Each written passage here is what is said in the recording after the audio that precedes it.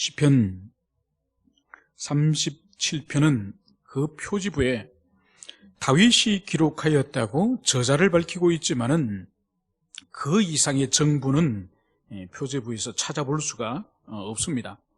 다만 이 본문의 내용을 통해서 우리가 추론을 할 수가 있습니다. 이 본문의 내용은 의인과 악인을 아주 날카롭게 대비를 하면서, 그리고 그 악인과 의인의 종말론적인, 인생의 종말론적인 운명에 대해서 여기서 노래를 하고 있습니다. 그리고 이 내용 가운데서 우리가 다윗의 인생 가운데 어느 시기쯤 섰을지를 추론할 수 있는 것이 25절의 말씀입니다. 25절에 내가 어려서부터 늙기까지 의인이 버림을 당하거나 그의 자손이 걸식함을 보지 못하였도다. 이 말씀을 통해서 이 시는 다윗이 이미 젊었을 때를 지나서 이제 노년 시기에 기록되었음을, 그것을 우리가 알 수가 있습니다. 여러분, 이 시에서 악인과 불의한 자를 이제 시인은 드러내고 있습니다. 오늘날 세태 가운데서 우리가 모두 인정하다시피 오늘 우리가 살아가는 이 시대는 선과 악의 경계가 아주 이 시대는 모호합니다. 그래서 선이 무엇이고 악이 무엇인지를 이 세상은 규명하는 데 관심이 없습니다. 그리고 진실이 무엇이고 거짓이 무엇인지, 그리고 공의가 무엇이고 불의가 무엇인지 이 세상은 별로 이런 데 관심이 없습니다. 오히려 뭐가 더 나에게 이익이 되는지, 뭐가 더 사회적으로 생산성이 있는지, 뭐가 더 사람들이 인기가 있는지, 뭐가 더 사람들에게 많은 지지를 받는지, 이런 것이 우리 사회에 훨씬 더 사람들이 관심거리인 거죠. 그래서 어떻게 하면 많은 인기와 지지를 끌려고 연예인들뿐만 아니라, 심지어 인기를 먹고 사는 연예인들뿐만 아니라 정치인들도 매주 인기 조사를 해가지고 그것에 따라서 정책을 밀고 나가는 것을 볼 수 있습니다. 그러나 하나님 나라에 있어서는 인기나 또 사람들이 지지도나 이런 것은 중요하지 않습니다. 하나님께서 말씀으로 천지를 창조하셨던 것처럼 이 인간들이 살아가는 이 세계를 하나님의 말씀으로서 도덕적으로 통치하는 것은 세상 끝날까지 하나님에게서는 변함이 없습니다. 그래서 참과 거짓, 선과 악, 의와 불의, 이것은 하나님에게 있어서 영원히 우리 인생을 다스리시는 하나님의 통치 방식이라는 것을 우리가 가슴에 새겨야 할 것입니다.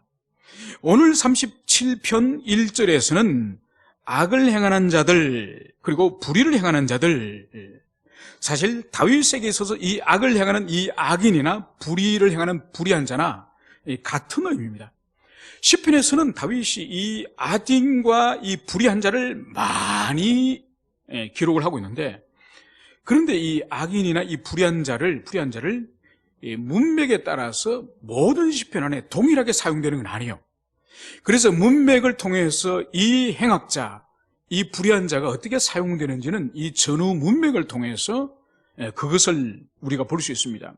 그러니까 한 세 가지 정도를 이 행악자 또는 불의한 자를 우리가 분석을 해볼 수 있는데, 첫 번째는 이 행악자의 의미가 뭔가 하니까 하나님이 다스리시는 신정국가, 이 하나님이 다스리시는 이 지상의 신정국가 이스라엘을 향해서 반역하고 도전하는 그런 세력을 향해서 이 시편에서는 행악자, 불의한 자, 그렇게 부르고 있습니다.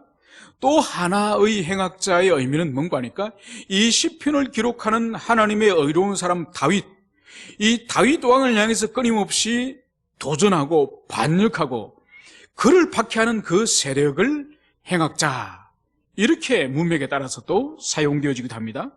마지막으로 하나의 이 행악자의 의미는 바로 하나님의 성품, 하나님의 속성을 거슬러는 그런 악을 행하는 자를 행악자라고 부르기도 하는 거죠.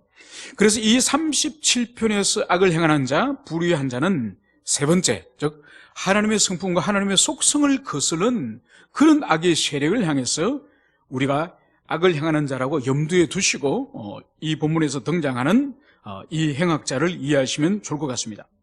오늘 1절에서는 다윗은 이렇게 말씀을 하고 있습니다.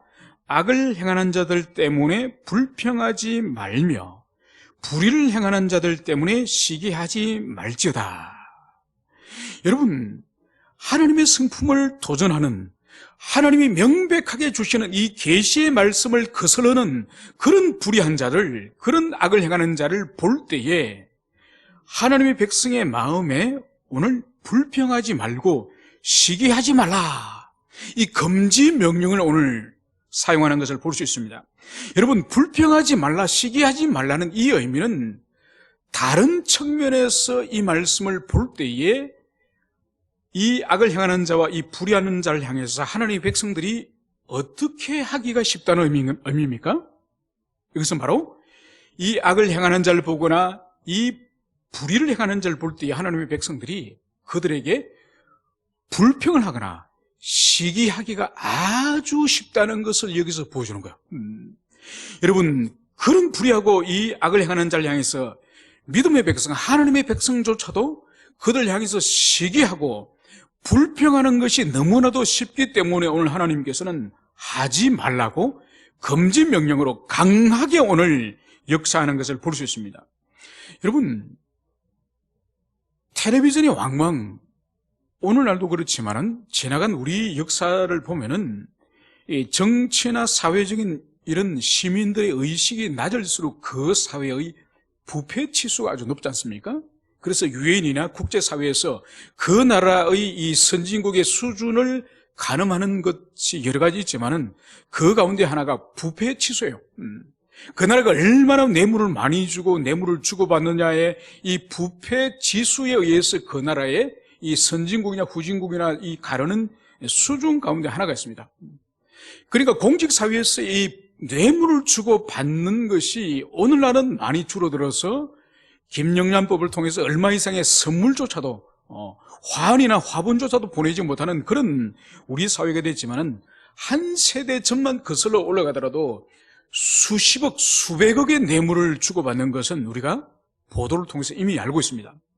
여러분, 그때의 제 직장의 상사 중에 한 분이 우스갯소리로 이런 말씀을 하시더라고요. 왜 사람들이, 관리자나 정치인들이 뇌물을 받아 먹는 것을 보고 왜 시민들이 분노하는지 아느냐, 이걸 저한테 질문하더라고요. 그래서 저는 이렇게 답을 했죠. 그것은 마치 국민을 향해서 봉사하겠다는 그 선서를 하고 공직에 취임을 했는데 그것을 배신했기 때문에 그 신뢰에 대한 배신감 때문에 국민들이 화를 내는 것이 아닐까요? 그러니까 그분이 아니랍니다. 왜 그런가 하니까 사람들의 심보에는 왜 뇌물을 너 혼자 다 먹냐? 너 혼자 다 먹기 때문에 기분 나쁘다 이거. 만약 그 뇌물 중에 일부분이 자기에게 돌아왔다면 절대로 화를 내지 않는다는 거죠. 그러니까 그분은 물론 우스갯소리로 말했지만은 인간의 그 탐심을 정확하게 지적한 거죠. 정확하게. 그래서 악을 행하는 자들이나 이 불의를 행하는 자를 볼 때에 사람들이 불평하고 시기하는 이 본질이 바로 뭔가 하니까 나도 그 악에, 나도 그 불의한 재물에, 나도 불의한 그 이익에 참여하고 싶다고 하는 이 시기 질투의 이 마음이 있다는 거죠. 그것을 정확히 하나님께서 믿음의 백성, 하나님의 백성조차도 그 이익에 참여할 위험을 가지고 있기 때문에 그런 자를 볼 때에 입으로 불평하거나 아니면 나도 거기에 참여하지 못하였음을 시기하고 질투하지 말라, 이 말씀을 오늘 여기서 하는 것을 보여주고 있습니다. 그러면서 오늘 2절에서는 우리의 성경에서는 한글 성경에서 번역하고 있지 않습니다만 오늘 히브리 성경에서는 여기에 앞에 왜냐하면이라고 하는 이 단어가 요 앞에 2절 이 초도 있습니다. 그러니까 왜 불평을 해서는 안 되고 왜 시기 질투해서 안 되는지 그것을 2절에서 이제 설명을 하는 거죠. 그것이 바로 그들은 풀과 같이 속히 뱀을 당할 것이며 푸른 채소같이 쇠잔할 것이미로다. 여러분, 2절에 이것은 이 팔레스타인 지역의 농경에 대해서 이 다윗이 아주 잘 알고 있는 그런 사람이죠. 그러니까 다윗은 예루살렘의 제사장 가문도 아니요, 왕족도 아니요, 그 베들레헴 시골에서 거기서 텃밭을 가꾸거나 거기서 양을 치는 그런 농부이자 목부의 가정에 태어났기 때문에 그가 잘 이해하는 풀과 이 채소를 오늘 여기서 비유하는 것을 볼 수 있습니다. 먼저 풀과 같이 속히 배임을 당할 것이며, 여러분, 저희 어릴 때는 그러니까 초봄부터 새싹이 돋아나는 한 4월 전부터 이렇게 밭이나 논에 한 4월 정도 되면 이제 새싹이 제법 돋아납니다. 그러면은 이제 집에서 암소와 송아지 한 마리 또는 2마리의 이 쇠죽을 끓여줘야 되기 때문에 이 소가 겨울 내내 이 마른 지푸라기를 먹으면은 먹기 싫어요. 그래, 입맛이 이제 지푸라기에 이제 좀 신물이 날 정도가 되면 이제 새싹이 돋아나는 거야. 한 4월 정도 되면 한 이 손가락 정도? 그러면 낯을 들고 학교 갔다 와서 이 풀을 뺍니다. 그래서 그전에는 겨울 내내 마른 지푸라기만 먹이던 이 소에게 지푸라기와 함께 이 풀을 같이 섞어서 이제 먹이는 거죠. 그러면 소가 아주 잘 먹습니다. 그래서 겨울 동안에 이 소가 까칠하게 야위고 살이 빠졌던 소가 봄이 되면 드디어 살이 통통하게 찌는 거죠. 그래서 어른들이 야, 잘 먹이라. 그래서 봄에 내다 팔아야 되니까 잘 먹이라. 이렇게 당부를 하는 거죠. 그러면서 4월, 5월, 6월 이렇게 7월, 8월 일이 되면은 정말 어릴 때부터 놀라운 것은 벼라든지 보리라든지 밀이라든지 이 논의 밭에 있는 채소라든지 이거는 비료도 주고 잡초도 뽑아주고 얼마나 농부의 손이 많이 가야 되는지 모릅니다. 그래도 잘 안 자라요. 그런데 들판에 산기슭에 있는 이 잡초는 농부가 손을 안 돌봐도 얼마나 무성하게 잘 자라는지. 그래서 항상 볼 때마다 야, 잡초 저거는 누가 도대체 돌보기 저렇게 잘 자라나. 논밭에 자라는 벼와 보리와 밀은 아무리 우리 아버지가 잘 돌봐줘도 잘 자라지 않는데 어떻게 저렇게 잘 자랄까? 세월이 많이 지나고 나서 보니까 이 풀은 하나님이 돌봐주시더만요. 하나님이 직접 돌보시기 때문에 사람이 돌봐지 않아도 얼마나 무성하게 잘 자랄지 몰라요. 그래서 지금도 저는 어디 산행을 간다든지 아니면은 산책을 나간다든지 그러면 이 냇가나 이 언덕비탈이나 뚝에 가면은 도시에 사는 사람은 아무 감정이 없지 않습니까? 저는 저걸 볼 때마다 야, 저거를 베서 소에게 갖다 주면 소가 정말 잘 먹을 텐데 이 이야기를 저희 집사람한테 합니다. 아주 시골스럽게. 그리고 산을 가면은 삭쟁이라든지 이 말라 죽은 나무를 이제 톱으로 베가지고 산에 켜켜이 사놨지 않습니까? 시청 같은 데서. 그걸 보면 또 제가 집사람한테 그러죠. 여보, 이거 가져가서 겨울에 장작으로 군불 때면 얼마나 불이 잘 붙는지 몰라. 이런 이야기를 하는 거죠. 그러면서 이제 한 6, 7월 달 되면은 진짜 이 아이들 이 가슴이 올 정도로 풀이 그렇게 자랍니다. 그렇게 자라다가 이제 학교를 갔다 와서 그 풀을 베는 거죠. 낫으로 풀을 이제 쫙 베면은 잠시쯤마다라도 막 뱄던 풀이 얼마나 싱싱한지 몰라요. 그 풀을 베면은 풀의 그 싱그러운 향기가 얼마나 좋은지 몰라요. 그러면서 아이들이 풀을 베다가 뭘 하는지 하는 거니까 풀 따먹기를 해요. 그래서 자신이 벤 풀을 이렇게 뚝에 쌓아놔놓고 낫을 이렇게 탁 던져가지고 낫이 넘어지면은 점수를 못 땁니다. 낫이 이렇게 마치 부메랑처럼 돌아가서 땅에 탁 꽂히면은 그 사람이 이제 친구의 풀을 다 가져가는 거야.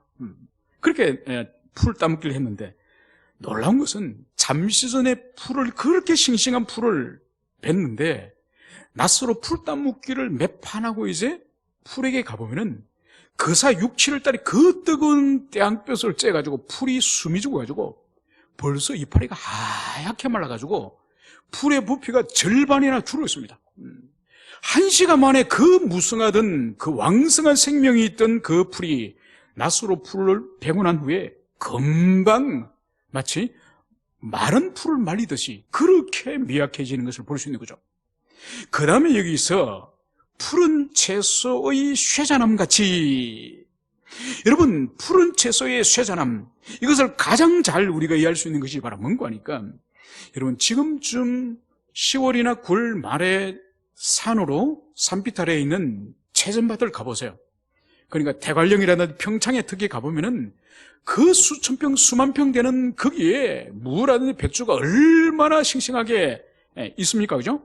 그래서 사실 그 무밭이나 배추밭에 보면은 뿌리보다는 그 왕성한 그 초록색 그 무청, 그 무청을 볼 때 얼마나 사실 역동적이고 힘이 넘칩니까? 그죠? 그러니까 저희 어릴 때도 이 가을 되면 가장 하기 싫어하는 일들 중에 한 가지가 바로 뭔가 하니까 이 물을 뽑는 거예요. 물을 뽑는 거. 그래서 이 물을 가능하면은 이 서리가 내리기 직전까지 뒀다가 해야 이 무가 굵고 그리고 뿌리가 길기 때문에 빨리 뽑지 않아요. 그래서 어른들이 기후를 보고 이 무를 뽑기에 가장 적합한 적이 언젠가 하니까 서리 내리기 직전. 그때 뽑아야 무가 가장 굵고 긴 거예요. 그래서 무를 뽑으면 그게 자그마한 가시가 있습니다. 아주 작은 가시. 그리고 어른들은 이 손에 가죽이 일을 많이 하셔서 이 두꺼워서 괜찮은데 그 10살, 11살 된 저희 또래 되는 어린아이들이 이 무를 요즘은 장갑 있지 않습니까? 저희 어릴 때는 지금부터 45년 전이니까 장갑이 어디 있습니까? 장갑 없이 그 잔틀이 나 있는 뾰족뾰족한 틀이 나 있는 그 무를 잡는 순간 막 따끔따끔한 거예요. 그래서 무 뽑기가 얼마나 힘드는지 몰라요. 그래서 어른들은 정확한 타이밍을 맞춰가지고 오늘 무를 뽑으라이다. 그렇게 하면 이제 무를 뽑는 거죠. 문제는 이 타이밍을 못 맞추거나 아니면은 농부 중에서 일하기 싫어하는 게으른 사람이 있습니다. 이 사람들은 그냥 서리를 맞춰버리는 거예요. 그러면 어제까지만 하더라도 무가 그렇게 무청이 하늘 향해서 날개로 날아 올라갈 듯이 그렇게 싱싱했는데 완전히 된 서리를 맞고 나서는 마치 뜨거운 물에 이 무청을 데친 것처럼 허물허물 다 녹아져 내버린 거예요. 바로 여기서 이 불의한 자들이 이제 어떻게 세상할 것인가? 마치 푸른 채소, 무청이 된 서리를 맞아서 마치 데쳐버린 같이, 삶아버린 같이 그렇게 이 악인들, 이 불의한 자들이 그렇게 될 것이다. 이 말씀을 여기서 하는 거죠. 그래서 믿음의 백성, 하나님의 자녀들은 악인들을 보고 또 불의한 자를 보고 불평하거나 시기하여서는 안 될 이유가 바로 그 악인들과 이 불의한 자들은 마치 벤풀이 금방 시들어버리듯이 그리고 그토록 왕성하고 그 악인들이 마치 왕노릇하는 그런 시대라 할지라도 삽시간에 마치 무청이 된소리를 맞아서 허물어져 버리듯이 이렇게 되는 것이 바로 이 악인들의 운명이다. 이것을 오늘 주님께서 여기서 말씀을 하고 있습니다. 그러면서 이제 하나님의 자녀다 하나님의 백성을 향해서 이제 3절에서는 이제 적극적으로 1절에서는 금지 명령을 했다고 한다면은 이제 하나님의 자녀들 의인들은 어떻게 할 것인가? 오늘 3절에서는 여호와를 의뢰하고 선을 행하라. 땅에 머무는 동안 그의 성실을 먹을거리로 삼을지어다. 여러분 오늘 이 3절 한 구절 안에는 명령형, 히브리어 그 성경으로 볼 때는 명령형 동사가 여기서 4개가 나와요. 4개가 뭐냐? 첫째, 여호와를 의뢰하라. 그러니까 여호와 하나님을 신뢰하고 그분을 믿고 그분을 향해서 소원을 가질 그것을 여기서 말씀을 하고 있는 것이죠. 그러니까 악인을 불의한 자를 향해서 시기하거나 불평하지 말고 오직 하나님만 바라보고 하나님을 의지하라. 이 말씀을 여기서 하고 있는 것이죠. 여러분, 우리 눈에 보이고 우리 귀에 들리는 악인들이 번성하고 악인들이 왕노릇하고 악인들이 이 세상을 마치 파멸시킬 것처럼 이런 일이 일어나고 있을 때에 우리 눈에는 그 환경과 그런 상황이 보일 때에 우리가 하나님을 의뢰하는 일이 쉬울까요? 어려울까요? 그건 어렵습니다. 세상이 잘 돌아가고 질서롭게 잘 돌아가고 의인이 잘 되고 악인이 형벌받는 그런 시대에 하나님을 믿고 하나님을 의뢰하는 것은 그것은 어려운 일이 아니에요. 그런데 악인들이 행악자들이 그렇게 번성하고 그렇게 새돌 누리는 그런 시대에 하나님을 온전히 의지한다는 것은 이것은 매우 힘든 일이에요.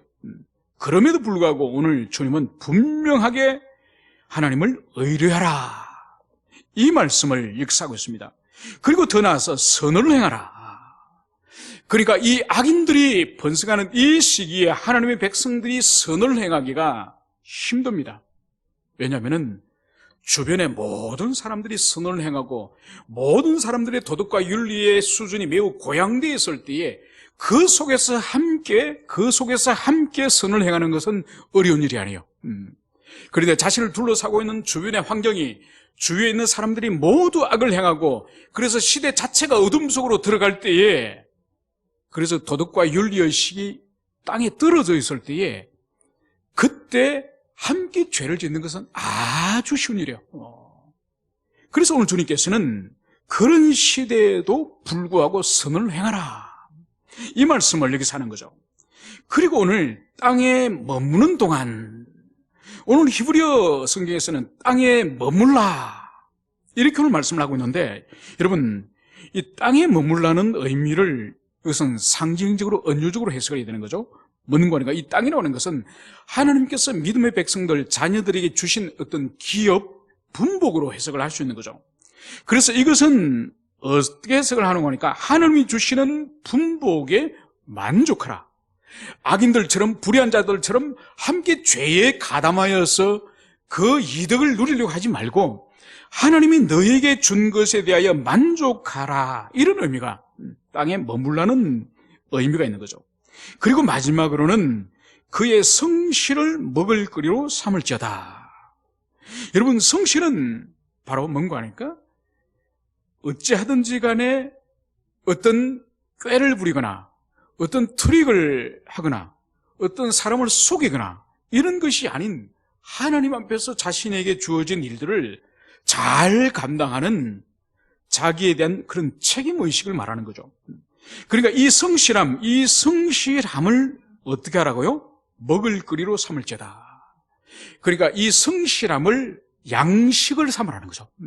우리가 하루 삼시세끼를 밥을 먹고 밥의 힘으로서 우리가 육체가 일을 하고 삶을 살아가듯이, 바로 오늘 하나님께서는 당신의 백성들에게 마치 밥을 먹듯이 성실함을 먹고 마셔서 성실함의 정신으로, 성실함의 힘을 가지고 이 세상을 살아라, 이 말씀을 하는 거죠. 여러분, 이것은 뭔가 하니까 악을 행하는 자거나 이 불의한 자들이 가지고 있는 그 사악한 꾀들, 그 사악한 업무들, 그런 방식으로 이 세상을 살지 말고 하나님이 주신 기업을 가지고 일체의 성실함과 부지런함으로 그것을 힘으로 삼아서 이 세상을 살아라, 이 말씀을 오늘 여기서 하고 있는 것이죠. 그러면서 또 4절에서는 이렇게 말씀을 하고 있습니다. 여호와를 기뻐하라. 그가 내 마음의 소원을 내게 이루어 주시리로다. 여러분, 이 악인들과 불의한 자들은 자신의 소원을 이루었지만은 이 소원은 하나님이 주시는 소원이 아니에요.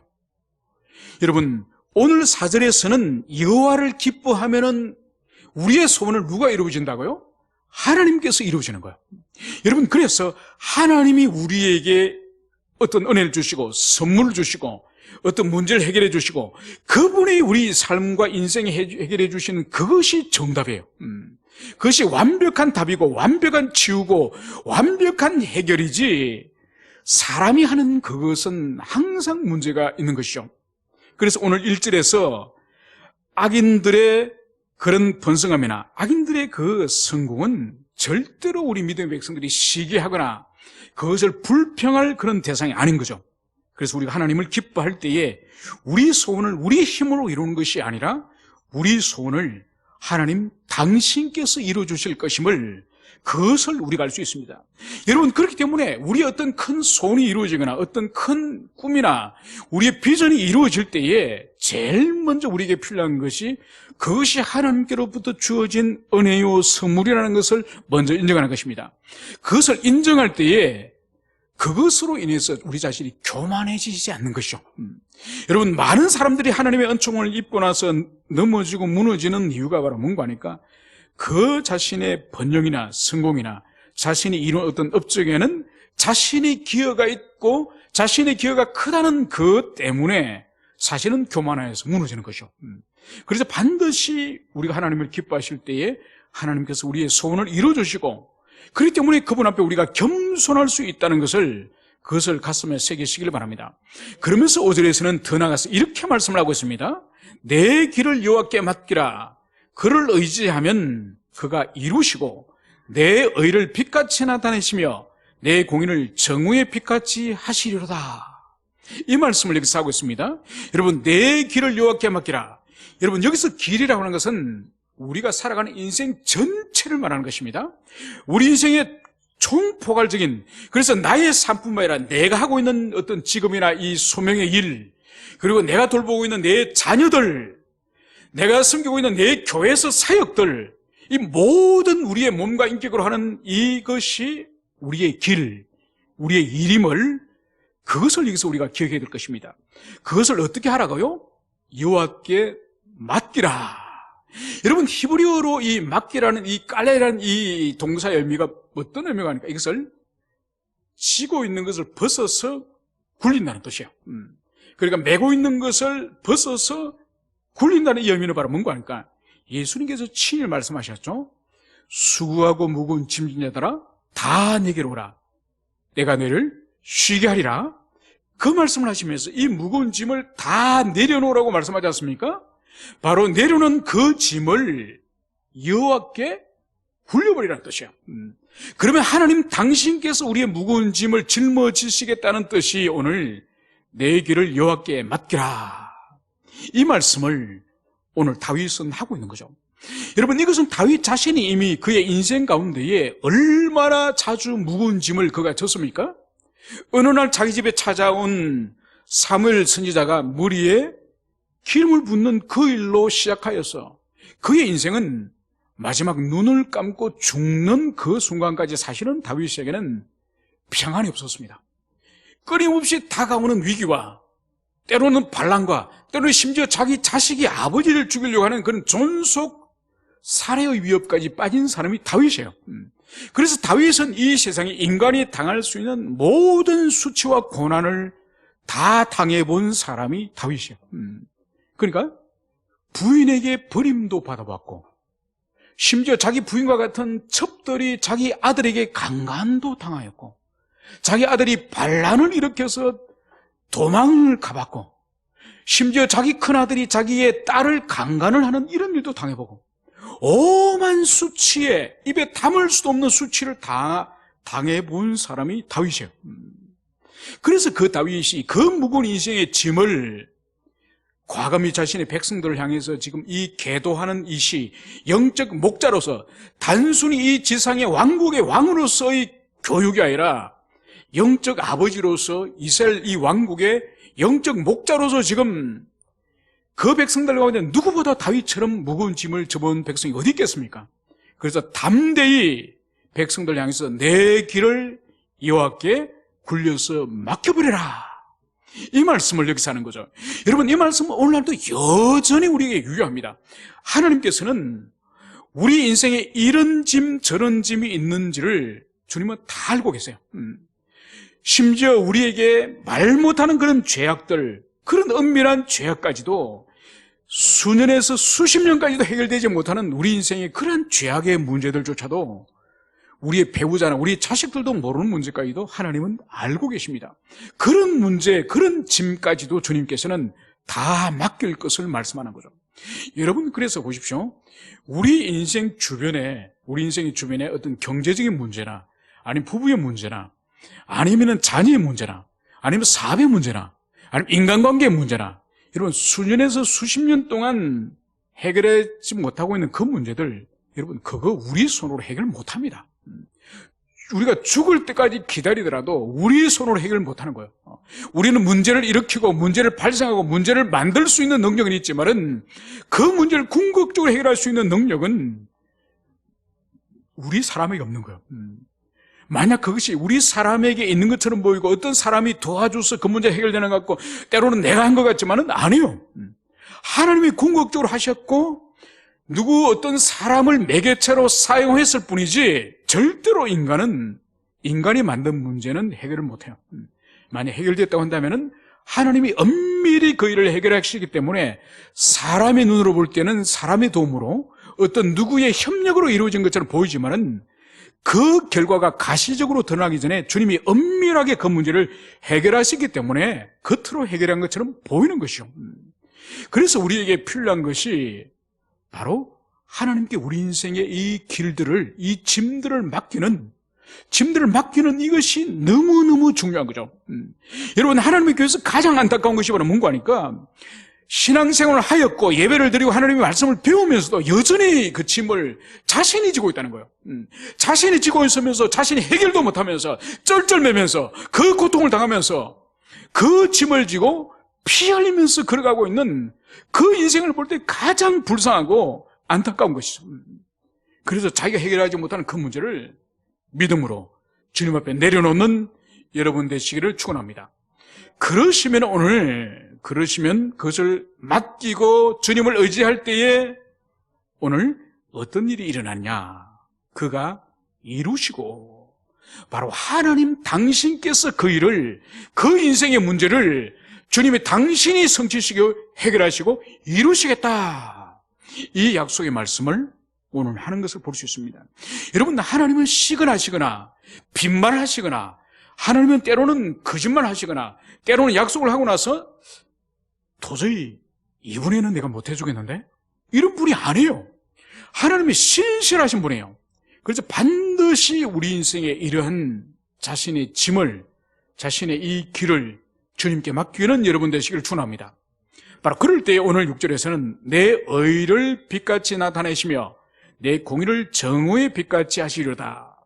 여러분, 여기서 의와 이 공의는 히브리어도 다른 단어죠. 체데크 미시파트의 이 다른 단어를 사용하고 있는데, 이것은 단순히 하나님의 그 성품과 말씀에 합치되어지는 도덕적, 윤리적, 율법에 합치되는 그런 삶도 포함하지만은, 그런 행위도 포함하지만은 더 궁극적으로는 오늘 앞절에 있는 이 5절에 있는 내 인생의 길을 하나님께 맡겨버리고 그 인생을 의지하는, 바로 하나님께 모든 것을 의존하고 신뢰하고 경외하는 그 삶의 태도, 그것이 오히려 더 의고 그것이 더 공임을, 그것을 우리가 겪게 됩니다.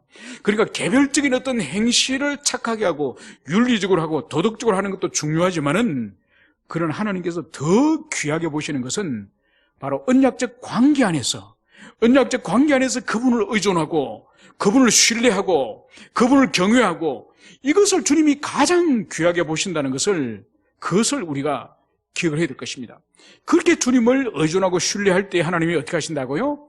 내 의와 공의를 정오의 빛같이 하시로다. 바로 뭔가 하니까 우리의 의와 우리의 공의를, 정오의 빛이 뭔가요? 모든 것을 찬란하게 밝히고 드러내는 것이 정오의 빛이지 않습니까? 그래서 우리의 의나 우리의 공의를, 하나님과 바른 관계를 주님께서 그것을 밝히 드러내시겠다. 이 말씀을 여기서 하고 있습니다. 그러면서 또다시 1절과 동일하게 이 7절에서는 또다시 반복적으로 이렇게 말씀합니다. 여호와 앞에 잠잠하고 참고 기다리라. 자기 길이 형통하며 악한 꾀를 이루는 자 때문에 불평하지 말지어다.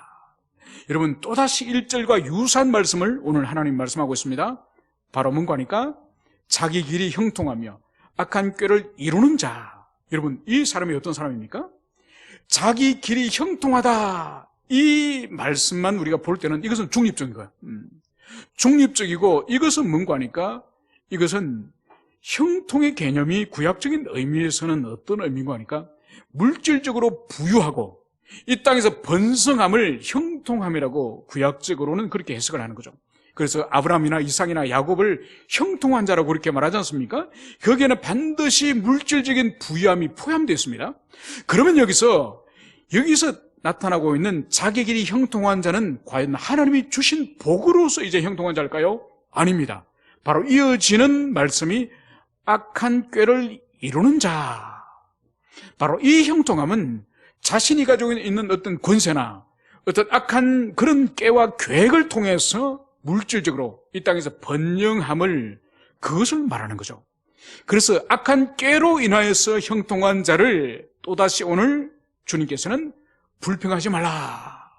그런 자들의 이 번성함, 그런 자들의 잘됨 때문에 불평하지 마라. 이것을 말씀하시면서 그러면 어떻게 될 것인가? 오늘 7절에서는 여호와 앞에서 잠잠하고 참고 기다리라. 이 말씀을 여기서 하는 거죠. 여러분, 여기서 우리가 주의하여 볼 것은 바로 뭔고 하니까 악인들이 이 땅에서 번영하고 악인들이 가지고 있는 악한 권세를 온 세상에 감염시키고 퍼뜨리는 이 악인들 향해서 오늘 요 앞에 잠잠하고 참고 기다리라는 것은 체념하거나 포기하거나 무관심하거나 방임하는 뜻이 아니에요.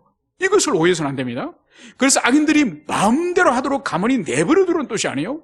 이 의미는 뭔가 하니까 첫 번째로는 마음으로 간절히 하나님 당신께서 일어나셔서 악에 대해서 당신께서 처리해 주십시오. 당신의 성품과 당신의 공의에 따라서 이 문제를 당신께서 친히 처리해 주십시오. 이런 간절한 마음의 소원이 먼저 있어야 됩니다. 그러니까 절대로 방임적인 태도와 체념적인 태도와 무관심한 태도는 절대로 이것은 옳지 않습니다. 그래서 오늘날도 현실 세계의 하나님의 제도와 하나님의 법과 하나님의 계명을 거스르는 악의 세력에 대해서는 교회나 그리스도인들은 방임하거나 체념하거나 무관심하는 건 절대로 옳지 않은 거죠. 그럼 뭐냐? 무장봉기를 하라냐? 그건 아니에요. 왜냐하면 오늘 주님께서는 명백하게 여기서 잠잠하고 참고 기다리라는 거야. 그러니까 그것을 분명히 악은 악이라는 것을 분명히 규명하고 분명히 외쳐야 됩니다. 외치되 그것을 어떤 무력적인 폭력적으로 일어나는 것은 그것을 주님이 금하시는 거예요. 그래서 참고 잠잠하라 이 말씀을 하시면서 그러면서 그 심판과 그 공의 행함 그 역사하심을 하나님 당신께 맡겨드리는 거예요. 그래서 우리가 조심해야 될 것이 바로 뭔가 하니까 하나님이 심판하시고 하나님이 당신의 의를 따라서 그 역사하실 것을 마치 우리 자신이 나서서 하나님인 것처럼 폭력을 행사하거나 하나님인 것처럼 우리가 심판을 대행하는 것 그것은 옳지 않다는 거예요. 여러분 이것은 고대 시대보다 오늘날에 있어서 이 말씀은 훨씬 더 적용되어짐을 그것을 볼 수 있습니다. 여러분 이것을 잘못 이해하면 일어날 수 있는 일이 바로 뭔가 하니까 이 다윗이 큰 죄를 두 번을 저지르지 않습니까? 첫 번째 저지른 죄는 우리가 바세바를 간음을 하지 않습니까? 그리고 나서는 자신의 또 충성스러운 부하까지도 죽이고 그러면서 하나님의 큰 책망과 그 앞에서 참회를 하고 용서함을 받았습니다. 문제는 뭔가 하니까 그 바세바의 가족관계예요. 여러분 바세바의 할아버지가 누군지 아십니까?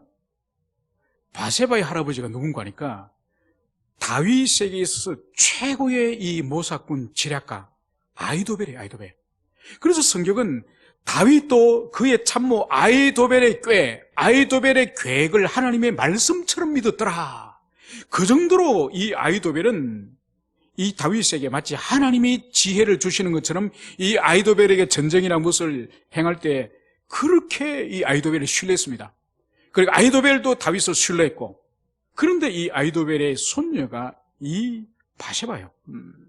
그래서 손녀를 이 왕인 다윗이 유린을 해버렸고 그리고 손녀 사위를 다윗이 죽였으니 이 왕의 참모 아히도벨이 얼마나 마음에 상처가 크겠습니까? 그러면서 이 아히도벨이 마음에 원한을 품었어요. 그러면서 이 압살롬이 반역을 이제 했을 때에 이 원한을 품었던 이 아히도벨이 그냥 압살롬 편에 붙는 거죠. 그래서 아히도벨이 이 압살롬의 이 아주 악한 이 꾀를 제공하는 것이 이 아히도벨이에요. 그래서 압살롬에게 왕이시여, 이제 왕으로 이제 벌써 압살롬을 부는 거죠. 왕이시여. 아버지의 첩이 이제 왕국에 남아 있습니다. 아버지의 첩을 간음을 하면은 이제 아버지의 이제 후계자, 공식적인 후계자가 이제 되어서 권세가 다 이제 왕에게, 백성들의 인기가 다 왕에게 올 것입니다. 왕이시여, 아버지의 첩을 취하소서. 그래서 왕궁 옥상에서, 그 왕궁 옥상에서 이 아버지 다윗이 바세바의 벗은 모습을 본 그 왕궁 옥상에서 이 압살롬이 아버지의 첩을 강간하지 않았습니까? 여러분, 이 사악한 꾀를 이 아히도벨이 제공한 거죠. 결국은 아히도벨이 어떻게 됩니까? 그 사악한 꾀로 말미암아서 결국은 자기 자신이 자살하고 멸망하는 거죠. 여러분, 그렇기 때문에 우리가 이 땅에서 무엇이 선이냐, 무엇이 악이냐, 무엇이 주님의 뜻이냐, 이것을 판단할 때 인간적인 철학에, 인간적인 사상을 가지고, 우리 이성을 가지고 따지면은 답이 안 나와요. 답이 안 나올 뿐만 아니라 잘못하면은 인간의 합리와 이성을 따라서 선택할 때는 악을 선택하기가 훨씬 가깝습니다. 그래서 반드시 우리가 어느 편에 서야 될 것인가. 그러니까 이것은 모든 선택에서 마찬가지예요. 그것은 우리 가정에 자녀를 키울 때이거나, 아니면 내가 사업을 할 때이거나, 아니면은 인간관계에 있어서나, 아니면 정치적인 선택을 할 때 있든, 무엇든지 하여튼 선택에 있어서 가장 중요한 것이 바로 뭔가 하니까, 이 길이 하나님의 뜻인가, 이 길이 성경과 일치하는가, 성경과 합치되는가, 아니면 섞여 있으면 가장 합치되는 길이 뭔가. 그래서 차선, 3선, 여러분 이것을 선택해야 돼요. 그래서 많은 옵션이, 많은 선택의 길이 있다면 그 중에 우리 이성과 신앙을 상해서 가장 근접한 선택을 해야 되는 것이, 그것이 주님의 뜻이에요. 그런데 인간적인 방식을 따라서 선택을 하게 되면은 하나님의 계시와 하나님의 뜻과 하나님이 아닌 다른 것을 선택하기 아주 쉽다는 거예요. 그래서 항상 1차적인 선택이 바로 뭔가 하니까, 이것이 성경의 가치관, 성경의 세계관, 하나님의 뜻과 일치하는가, 가장 일치하는가, 가장 근접하는가, 이것을 염두에 둘 때에 우리가 오류로 빠지지 않음을, 그것을 우리가 알 수 있습니다. 이제 말씀을 정리하고자 합니다. 오늘 이 세상의 이 악을 볼 때에 우리에게 주님께서 말씀하시는 것은 잠잠하고 참고 기다리는 거예요. 그것을 향해서 분을 내거나 불평하거나 혈기를 부리지 말고 참고 잠잠히 기다리면서, 하나님 당신께서 역사하시고 당신께서 의를 이루시기를 주님 당신께 맡겨드리라, 이 말씀을 여기서 합니다. 그러면서 왜 우리로 하여금 분을 내어서 안 되는지 오늘 마지막 8절에서는 이렇게 말씀을 하고 있습니다. 분을 그치고 노를 버리며 불평하지 말라, 오히려 악을 만들 뿌리라.